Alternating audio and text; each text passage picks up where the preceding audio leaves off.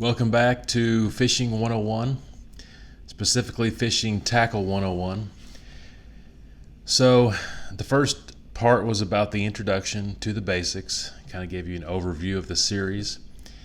I want to really focus on the tackle itself, on the lures themselves. I don't want to deal with a whole lot of other stuff. This is not going to be an in-depth, get into the details, extremely long series. This is just abbreviated, summarized series. This is basically just to give you some quick tips on how to save money, cut out a lot of information that you don't need, get the basics down so that you understand when it comes to artificial lures, when it comes to bass fishing, what do I need to focus on, what do I need to not focus on.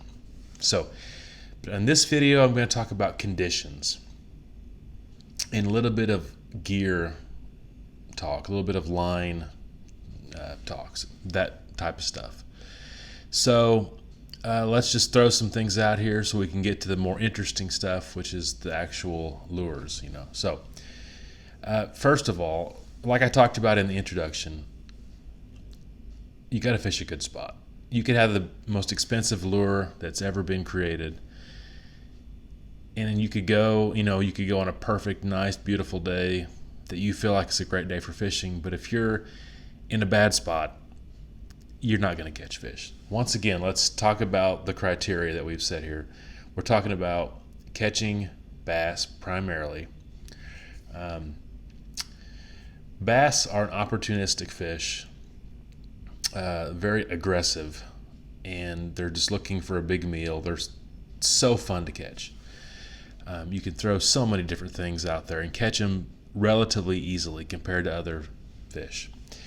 Now, I fish a lot of rivers mainly, so I'm not getting the biggest lures possible, like lake size lures. I'm getting a little bit smaller river size lures. But the type of lure I'm using is also big enough to catch a big goggle eye, a big green sunfish, a big bluegill. So if I do catch that type of fish, that is fantastic. But I'm basically targeting bass, okay? So that's what I'm talking about here. When it comes to that type of fishing, the spot is so important. So let me give you an example. If you are at the river or the creek and you're in a foot of water, there's no cover, there's no weeds, there's no structures. You're literally just throwing your line in the middle in 6 inches of water and running the same lure up and down the same spot. You're not going to catch fish, okay? You're wasting your time. You're not in a good spot. You really need to find a spot where there's a little bit deeper water. When I say deeper water, relatively speaking, maybe 5 to 10 foot deep at least. Little spot there. There might be a root wad, a fallen tree. There might be a little bit of like a grass lineup or a bluff that you can fish up against. Something that's a good spot that the fish are going to be at. If you're at the lake and you have literally no idea what you're doing and you just go up to the first spot on the bank that you find and you cast out as far as you can cast and you reel it in, and you do that about 20 times, if you have to kind of have an educated guess or a plan going in. You have to know what you're doing. So in a lake, it's actually a lot more difficult if you don't have a fish finder, if you're not on a boat on the lake. But you have to know where there is underwater structures at, where there might be an underwater trench or canal, the topography and the layout of the actual bottom of the lake, whatever the case.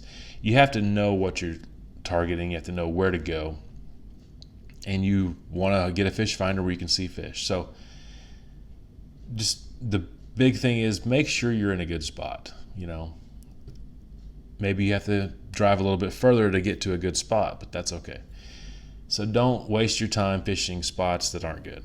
Now, this is common sense, but hey, fishing 101. The next thing is conditions. Now, you could go crazy with this and look at the moon phases and have 100 different, things that you're looking at to try and narrow it down to get to the best time, best place, where all the universe aligns perfectly with what you're wanting to do. But if you're like me, you go fishing when you have the time to go fishing. So if I get up and I'm thinking, okay, I have time today to go fishing, I want to go fishing, but it's the wrong moon phase, or I don't know, whatever the case, it probably doesn't matter. So to me, I don't care. I don't care about any of that stuff because I have so little time to go. If I have the time to go, I'm going, whether, so I'm just going to go. If the barometric pressure is incorrect, if the moon phase is not ideal, I don't care about that because I just want to go fishing. Okay. If you have all the time in the world and you can pick and choose when you want to go, then by all means, look at all that information. Okay. Having said that, there are some conditions that you do need to be aware of.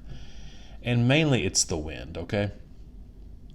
Now, when I was a kid, I was told that if the wind is out of the west, it's the best. If the wind is out of the east, it's the least.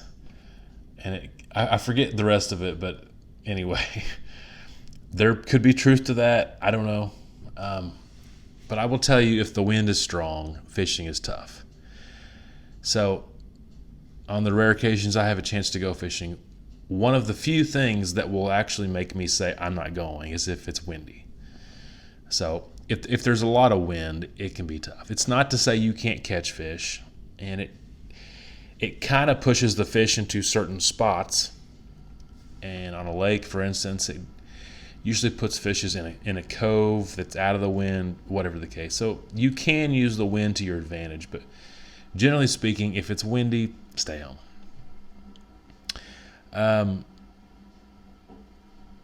And the other thing is front. If a front is coming through, that's actually a very good time to go fishing before that front gets there, before a storm comes in. You got a couple hours before a storm front's coming through, or whatever the case. That's a great time to be out there. In the middle of the hard rain, probably not the best time, but when it first starts to sprinkle, that's perfect. Now, after a front goes through, generally speaking, not the best time to go. For whatever reason, as that front is drawing near, the fish, appetite becomes peaked and they're all feeding and it's like they're excited and anxious. Once the front goes through, generally speaking, fishing dies down. After a hard rain, on rivers especially, a lot of erosion has happened, a lot of runoff, a lot of the water becomes more muddy.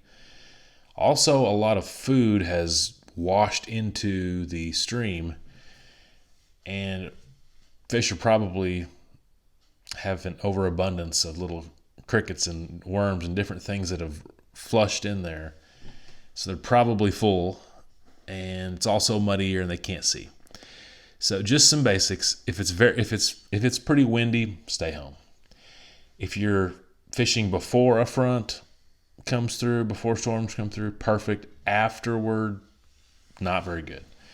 And if there's a ton of rain, you might want to wait a day or two to let the water clear up, let everything get back to normal, let the water level come back down.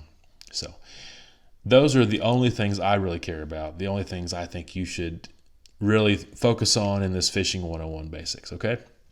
So we're just going to keep moving quickly through this. I want to talk a little bit about gear. This is not really going to go into gear, rods, reels, fishing line. I'm not really going to deal with that a whole lot. By the way, the same things I talked about in the introduction apply. So every rod works, every reel works, every line works. Any person on a specific day at a specific time could take any rod or reel, cheap, expensive, and they can go out and catch fish with it, okay? I understand that certain setups are going to be better. Certain setups are going to be more ideal for the application that you're using it on for that particular day. I understand that.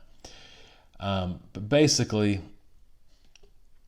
get the right length of a pole that you want to use. I don't like the super long poles. I'm fishing mainly rivers. I mainly wade fish.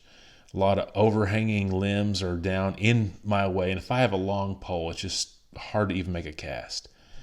But maybe you fish on the lake, you're out in the middle of the lake, and or whatever the case, and you don't, the longer pole helps you to do something. I don't think I really need to go into the gear a whole lot. Just whatever is comfortable for the type of fishing that you're doing, go for it. Some people are going to like the ultralight fishing. They want to have the most sensitivity as possible, and so they want an ultralight rod, a smaller reel, 4-pound test line, so they can feel that bite. It's fun for them. Because I'm fishing mainly bass, I usually go for a medium rod, medium power. Usually the faster action, the better on the rod. It just has a quicker, softer tip. So fast action, medium power rod is a good all-around rod. I like them around 6 foot, okay? So that's just what I like. But you just have to experiment with that. You have to, figure out what suits you for your applications and the criteria you've set out and the type of fish that you're going for, where you're fishing from, what type of water you're fishing on. Just think about those things and just come up with the type of rod that you want. Reels, basically, I fish spinning reels, 100%. I know there are advantages to a bait casting setup. I just don't really like bait casters. I'm not that good with them, to be honest with you. I've never really put the time in. I just like spinning setups. I like spinning reels. The old spin cast, the closed face reels, not my thing. I say just go with a spinning reel. It's easy.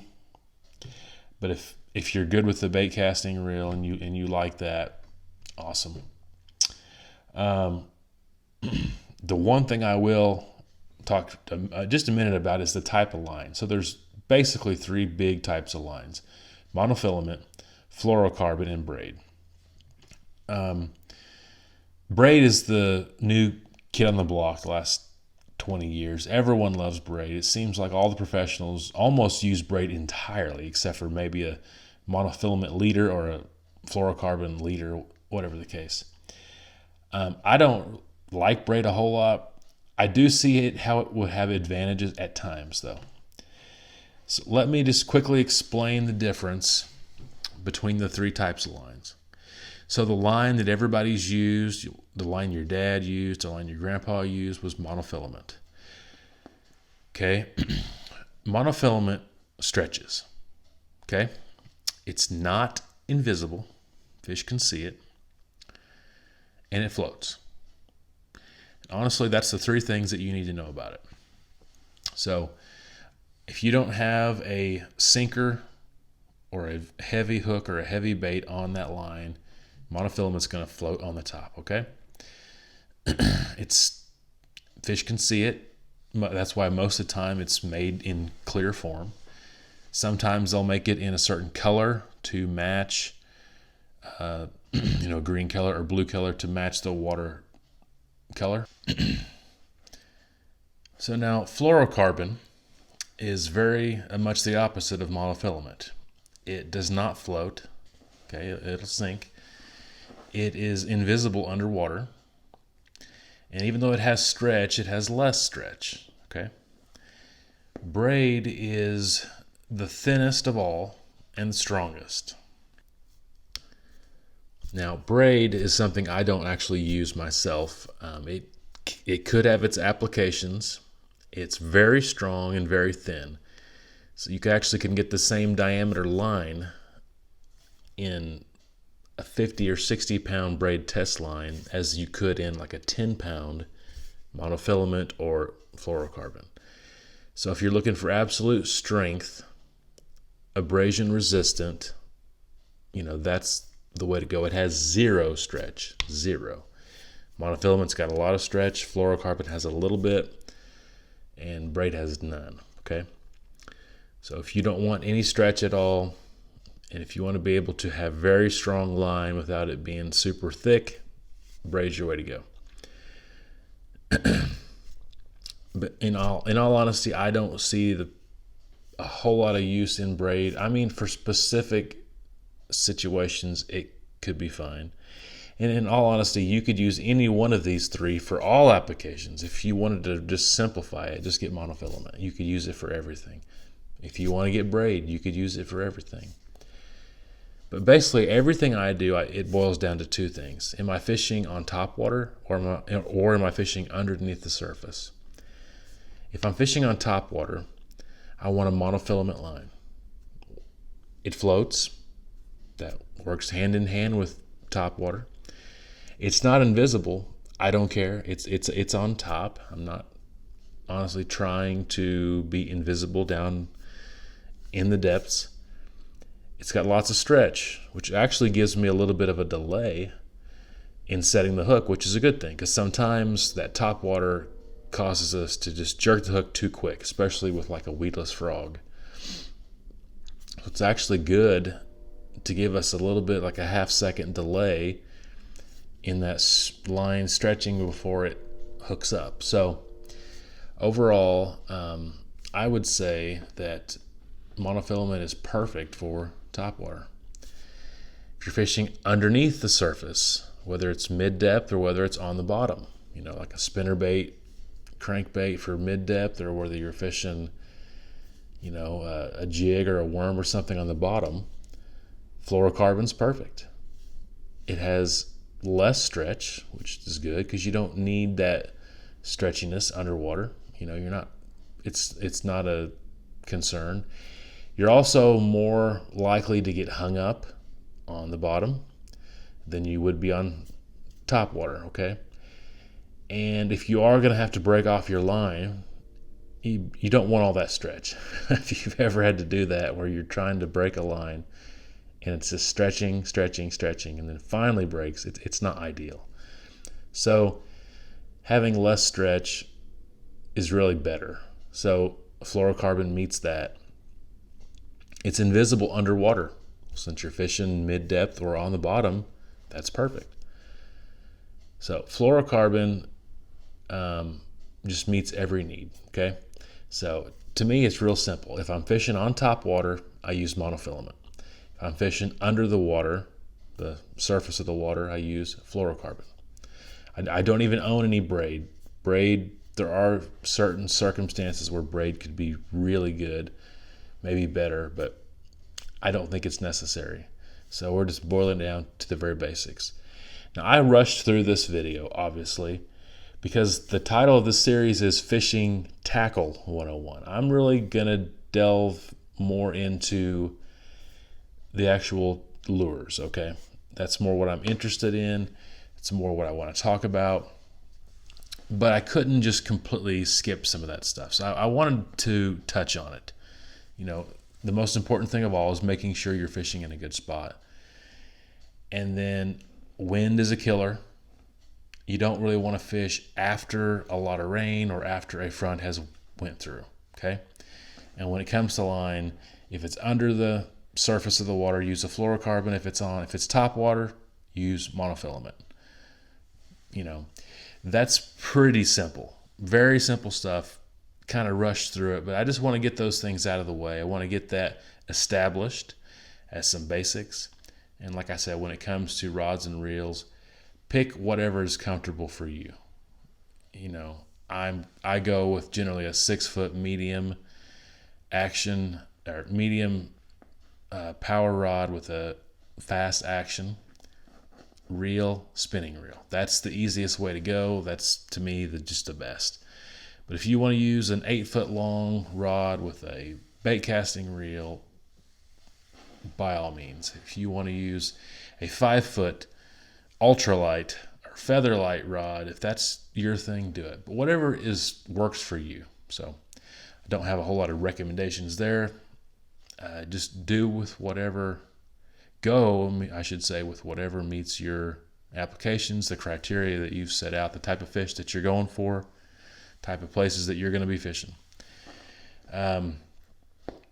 So that's just some basics there. We're going to end it here. And next video, we're actually going to get into the meat and potatoes. We're going to get into the lures, the actual tackle. And we're going to talk about 101, just real basics. We're going to just simplify it on down and help you to know what lures that you should buy. So take care.